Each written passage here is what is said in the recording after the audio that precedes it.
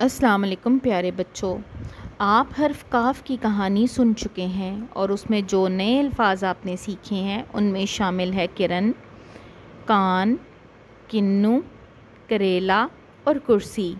چلیے آج ہم حرف کاف کے متعلق مزید سیکھیں گے۔ یہ دیکھیے، یہ ایک کنو کی تصویر ہے۔ آپ نے اس میں سے حرف کاف کو تلاش کر کے اس میں نارنگی رنگ بھرنا ہے۔ اس طرح سے آپ نے یاد رکھنا ہے حرف کاف کے اوپر ایک کش ہوتا ہے۔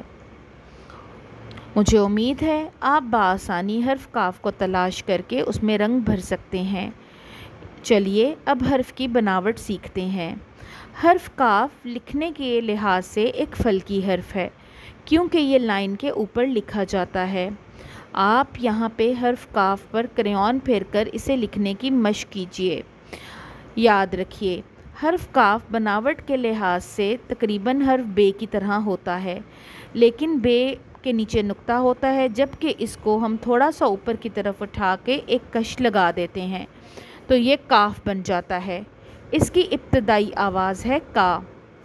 دہرائیے کا، ایک دفعہ دوبارہ دہرائیے کا، اور یاد رکھیے حرف کاف ایک فلکی حرف ہے۔